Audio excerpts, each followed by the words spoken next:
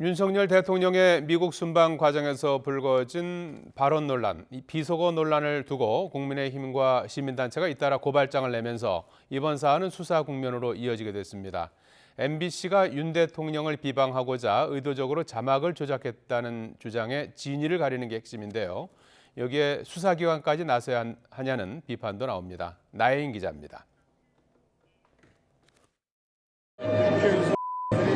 승인 안 해주고 나중에 팔려서 윤석열 대통령은 자기 말에 바이든 자막을 단 보도는 허위라며 진상을 규명해야 한다고 했습니다. 먼저 이 부분에 대한 진상이라든가 이런 것들이 더 확실하게 밝혀져야 된다고 저는 생각합니다. 국민의힘과 보수 성향 시민단체는 이에 발맞춰 처음 자막을 붙여 보도한 MBC를 검찰과 경찰에 잇따라 고발했습니다. 조작 보도로 윤 대통령의 명예를 훼손한 혐의를 수사해달라고 주장했습니다. 진실을 호도하는 그런 일을 계속 자행하고 있습니다. 아마 통신 기록이나 여러 가지 검찰 수사를 통해서 진실을 규명하고 있을 것으로. 진보 성향 시민단체는 국민의힘 의원과 당직자들을 무고 혐의로 경찰에 고발하며 맞불을 놨습니다. 윤 대통령과 김은혜 홍보수석도 직권을 남용해 언론을 탄압한 혐의로 고위공직자 범죄수사처에 고발됐습니다.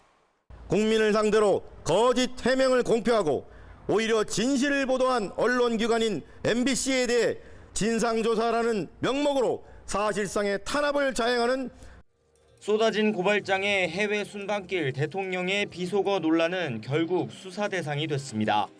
대통령은 재임 중 내란이나 외환을 일으키지 않는 이상 기소되지 않는 만큼 수사의 초점은 MBC 보도 과정에 맞춰질 것으로 보입니다.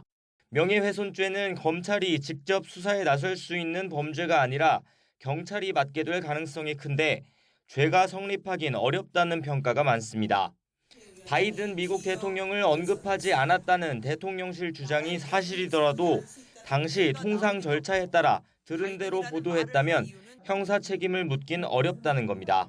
고의성을 가지고 고의적으로 허위 사실을 보도를 했느냐 여부가 쟁점인데 듣는 사람에 따라서 다른 내용을 들을 수 있기 때문에 특히 이 모든 논란이 대통령 발언에서 비롯된 만큼 정치권에서 풀어야 할 문제인데도 스스로 해결하지 못한 채 또 수사기관에 떠넘기고 있다는 지적도 나옵니다. YTN 나힌입니다.